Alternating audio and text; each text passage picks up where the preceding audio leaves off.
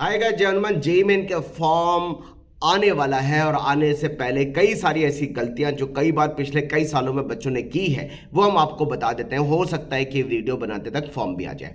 आप सबको बता देते हैं जेई मेन का फॉर्म जो कि इस साल भी 15 लाख के आसपास बच्चा भरने वाला है। आखिर 15 लाख बच्चा जब जेई मेन के फॉर्म को भरता है तो कई सारी गलतियां छोटे छोटे बच्चों से कई बार हो जाती है और वो काउंसलिंग के टाइम में परेशानी बच्चों के लिए आती है। फॉर्म भरते समय हालांकि मैं बहुत सारे वीडियो लेकर के आऊंगा, लाइव भी जोड़ूंगा, आपकी क्वेरीज को भी सॉल्व करूंगा, लेकिन एक प्री इंफॉर्मेशन फॉर्म भरने से पहले आपको दे देते हैं। सबसे पहले तो फॉर्म भरने से पहले आप सभी के पास अपना वैलिड आईडी प्रूफ होना चाहिए।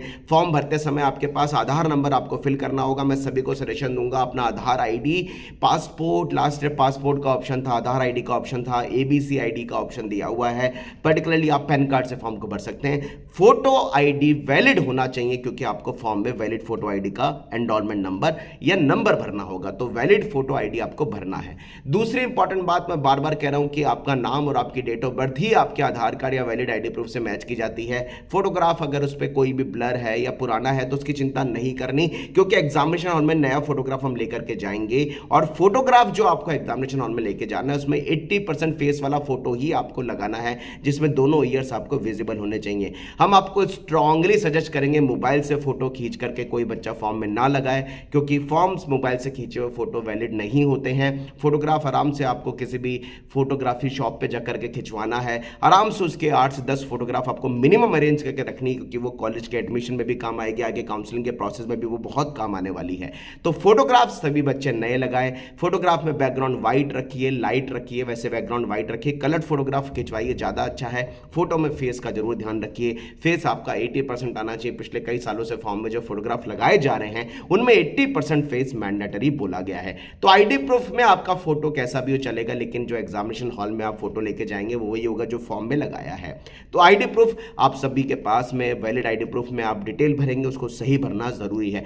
10th और 12th की डिटेल आपको भरनी होती है। Father name, mother name, date of birth, gender, category, school की एकेडमी डिटेल जिसमें स्कूल का नाम, स्कूल का रोल नंबर, आपका स्कूल का पिन कोड, आपका स्कूल का एड्रेस, ये सब आपको मार्कशीट से मैच करके भरना है। इसका मतलब 10th और 12th की मार्कशीट से मैच की हुई डिटेल ही आपको भरनी है। तो 10th और 12th की मार्कशीट अरेंज करने के साथ फॉर्म भरते समय अपने पास रखिए और उसमें एग्जैक्टली मैच करिए। कई बार हमने देखा है बच्चे मेमोरी बेस पे फॉर्म भरते हैं कि हाँ ये होगा नाम, हाँ ये एड्रेस होगा, पिन कोड होगा, गलत करते हैं, बाद में उनको दिक्कत आती है। इसलिए आपको बोलूंगा यार, जब आप फॉर्म भर रहे हो ना तो प्लीज अपने पास में 10th और 12th की मार्कशीट जरूर रखना, ताकि आप उसको एग्जैक्टली रिलेट करके भरें। आपका नाम, father name, mother name, gender, date of birth, ये जो 5 चीजें, नाम, father name, mother name, gender, date of birth, ये 5 चीजें चेंज नहीं हो सकती है। इसलिए इन पर्टिकुलर्स को भरते समय, इन अपनी डिटेल्स को, पर्सनल डिटेल को भरते समय और एकेडमिक डिटेल को भरते समय आप बिल्कुल ध्यान रखिएगा। वर्ड टू वर्ड आपको भरना है, बिल्कुल अल्फाबेट से अल्फाबेट आपको मिला के भरना है। कोई गलती इसमें मत करिएगा। फॉर्म भरते समय इसमें करेक्शन का ऑप्शन नहीं आता है। मैं बार बार आपसे कह रहा हूं, ये 5 डिटेल ऐसी हैं जिनमें कोई करेक्शन का ऑप्शन नहीं आता, जिसमें आपका नाम, father, mother name, date of birth और जेंडर होता है, इसमें करेक्शन नहीं होता भाई, इसलिए इसको सही भरना जरूरी है। मोबाइल नंबर और ईमेल आईडी अरेंज आप सही करना है। Mobile number, email ID, registered mobile number, email ID इसलिए बोला जाता है क्योंकि वो जो आप मोबाइल नंबर और ईमेल आईडी भरते हो वो जेई के फॉर्म में रजिस्टर्ड होता है, इसलिए मोबाइल नंबर, ईमेल आईडी सही भरना है। क्योंकि आगे फर्दर इन्फॉर्मेशन अगर कोई एनटीए रिलीज करती है, जेई में रिलीज करती है, तो आपके इसी मोबाइल नंबर और ईमेल आईडी पे आएगा। इसलिए मोबाइल नंबर और ईमेल आईडी भरते समय आपको ध्यान देना है, वो बिल्कुल करेक्ट हो, उसमें कोई गलती आपको नहीं करनी है। अगली बात करता हूं तो कैटेगरी। भाई कैटेगरी को लेकर के बहुत सेंसिटिव मैटर है। मुझसे इतने सारे बच्चे हर साल पूछते हैं, इस बार भी बड़ी संख्या में बच्चों ने आकर के पूछ लिया, सर हमारी कैटेगरी का अगर डॉक्यूमेंट हम काउंसलिंग के टाइम में नहीं दे पाए तो क्या हम ओपन कैटेगरी में काउंट होंगे। मैं सारे बच्चों को स्ट्रांगली सजेस्ट करूंगा कि कैटेगरी सर्टिफिकेट अगर आप बनवा सकते हो, कैटेगरी सर्टिफिकेट अगर आप काउंसलिंग में दे सकते हो, उसका पहले कंफर्मेशन ले लीजिए। ओबीसी डब्ल्यूएस का सर्टिफिकेट 1 अप्रैल 2025 के बाद का होगा।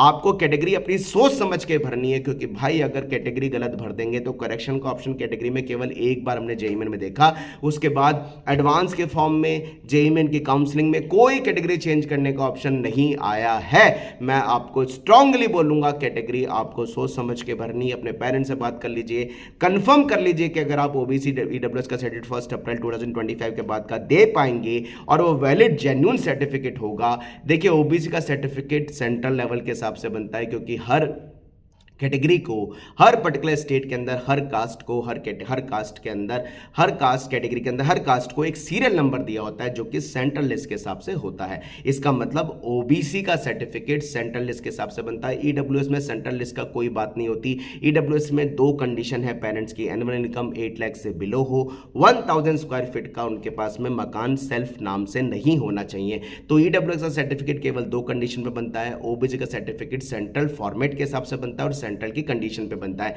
तो ओबीसी ईडब्ल्यूएस का सर्टिफिकेट, और अगर आपके पास 1 अप्रैल 2025 का बन सके तो ही फॉर्म में भरना, अदरवाइज गलत भरोगे तो काउंसलिंग में पहले राउंड में तुम्हें सीट तुम्हारी जो अलॉटमेंट होगी उसको कैंसिल करेंगे, सेकंड राउंड में तुम्हें ओपन से अलॉटमेंट करेंगे। अगर तुम सर्टिफिकेट नहीं दे पाओगे वो नुकसान आगे टेक्निकली काफी ज्यादा हो जाता है।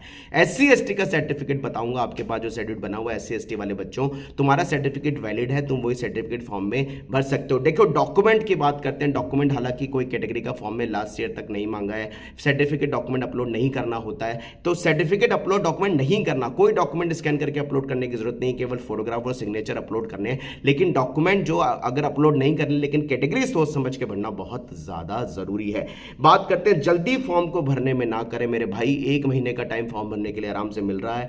फॉर्म को जल्दबाजी में हमें नहीं भरना है। सेंटर की चूजिंग हम पहले से करके चलें। अगर कोई हमें बोलता है कि जल्दी फॉर्म भरो नहीं तो आपको वो सेंटर नहीं मिल पाएगा, बाद में दिक्कत आएगी, ऐसा कभी नहीं होता। सेंटर की जल्दबाजी में फॉर्म नहीं भरिए। देखिए गवर्नमेंट क्या करती है, सारे फॉर्म को एक साथ कलेक्ट करती है। एक साथ जितने फॉर्म कलेक्ट हो जाते हैं उन सारे फॉर्म को फिर वो रैंडमली एप्लीकेशन नंबर या उनके जो इंडिविजुअल इंटरनल कैलकुलेशन है उसका रैंडमली वो सेंटर अलॉट करती है। इसलिए फॉर्म को चाहे जल्दी भरे, चाहे लास्ट में भरे, चाहे मिड में भरे, इससे सेंटर अलॉटमेंट पे कभी भी फर्क नहीं पड़ता। कई लोगों में बड़ा मिसपरसेप्शन है, कंफ्यूजन है। जैसी फॉर्म आता है लोग हड़बड़ाहट करते हैं कि भाई जल्दी जल्दी फॉर्म भर दो, अदरवाइज हमें फर्स्ट प्रायोरिटी सेकंड प्रायोरिटी का सेंटर नहीं मिल पाएगा। ऐसा कभी नहीं होता। गवर्नमेंट लास्ट डेट निकलने के बाद में सारे फॉर्म को एक साथ कलेक्ट करती है, फिर उनको रैंडमली सेंटर अलॉट करती है। तो फॉर्म फिलिंग में सेंटर को हम पहले चूज करके चलें, लेकिन जल्दबाजी फॉर्म फिलिंग में ना करें। एक बात बहुत इंपॉर्टेंट है क्योंकि समझना जरूरी है, जेईई मेन के फॉर्म में जो डेटा आप भर रहे हैं वो डेटा आपका जेईई एडवांस के फॉर्म में पूरा रिफ्लेक्ट होता है।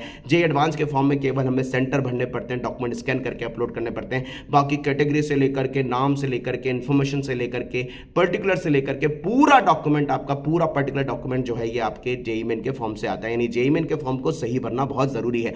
नाम, father name, mother name, date of birth और आपका जेंडर, ये बहुत सही तरीके से भरिए। 10 12 के एकेडमिक डिटेल को बहुत सही तरीके से भरिए, जरूरी है।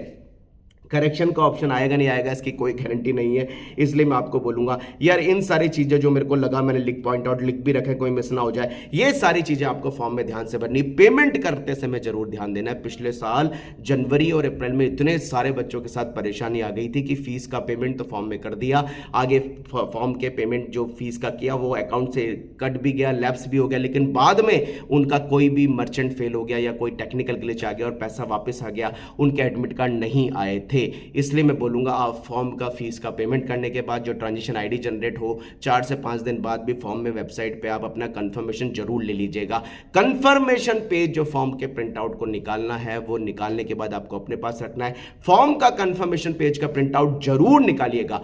फॉर्म भरने से मतलब ये नहीं है कि हमने डिटेल भर दी, फीस का पेमेंट नहीं किया। फीस का पेमेंट अगर आप नहीं करेंगे या कोई भी टेक्निकल ग्लिच के कारण फीस का पेमेंट अगर नहीं होता है तो फॉर्म आपका रिजेक्ट हो जाएगा, वो एक्सेप्टेबल नहीं होता है। 2 एप्लीकेशन भरी हुए फॉर्म कभी भी एक्सेप्ट नहीं होती हैं। एक यूनिक बच्चे को एक यूनिक एप्लीकेशन नंबर, जो उम्मीद करते हैं इस बार 250310 से स्टार्ट होगा, ऐसा लगता है क्योंकि लास्ट ईयर तक 240310 तक था, तो 250310 से यूनिक एप्लीकेशन नंबर जो आगे के डिजिट्स में होता है, 12-13 डिजिट में होता है, वो एप्लीकेशन नंबर आपका यूनिक होगा। इसलिए 2 एप्लीकेशन आप नहीं भर सकते, दोनों रिजेक्ट होंगी। लास्ट ईयर ऐसा हो चुका है। डुप्लीकेट एप्लीकेशन में या डमी एप्लीकेशन में या ड्यूल एप्लीकेशन में उन 2 बच्चों के रिजेक्ट हो गए थे। रिजल्ट कई सारे बच्चों के रिजल्ट्स बाद में रोक दिए गए थे। एनटी ने नोटिफिकेशन निकाला था कि हमने पहले लिख के दिया था कि एक बच्चा केवल एक फॉर्म को भरे। इसका मतलब यह हुआ फॉर्म में इन सारी चीजों का हमें ध्यान रखना है, कोई गलती नहीं करनी है, सिस्टमैटिकली फॉर्म भरना है। 1 महीने का टाइम फॉर्म भरने के लिए मिल रहा है, इसलिए गलती नहीं करनी है, बहुत आराम से फॉर्म को आपको ध्यान से भरना है। जैसे कोई और अपडेट आएगा आप तक जरूर पहुंचाऊंगा, लेकिन भाई जेईई मेन के एप्लीकेशन फॉर्म को बहुत तसल्ली से भरना है। सेंटर अलॉटमेंट की जल्दबाजी में फॉर्म को गलत नहीं भरना। एकेडमी डिटेल, आपकी individual detail, personal detail, photograph से लेके सिग्नेचर से लेकर के कैटेगरी से लेकर के एक एक डिटेल आपको बहुत सोच समझ के भरनी है, क्योंकि इनमें अगर आपने गलती कर दी तो आपका नुकसान होगा। तो ये फॉर्म भरते समय जो छोटी छोटी मिस्टेक बच्चों से हुई हैं वो मैंने आपके सामने रखी। कमेंट बॉक्स में जरूर लिखिए अपनी क्वेरीज, और mobile number, email ID registered भरिएगा। रजिस्टर्ड मतलब वो रजिस्टर्ड हो जाएगा, इसलिए उसको सही भरिएगा ताकि डिटेल उस पर आ पाए। Wish you all the best. जैसे ही और भी इंफॉर्मेशन आएगी पूरे फॉर्म में, कैसे आपको कोई भी दिक्कत आती है, डाउट्स आते हैं, वो राउंड द फॉर्म जब भरा जाएगा उसमें मैं आपके बीच लाइव सेशन में भी जुड़ूंगा, आपकी क्वेरीज को सॉल्व करूंगा, उन सब चीज़ों को लगातार सॉल्व करते रहेंगे। लेकिन ये जो मिस्टेक्स हैं इनका आप सबको फॉर्म में जरूर भरते समय ध्यान रखना है। जय हनुमान। मिलते हैं नए कंटेंट के साथ। चैनल पर नए जरूर सब्सक्राइब कर लो, कॉलेज छोड़े ताकि चैनल आपको बहुत हेल्प देने वाला है। Bye bye, wish you all the best. जय हनुमान, बाय बाय।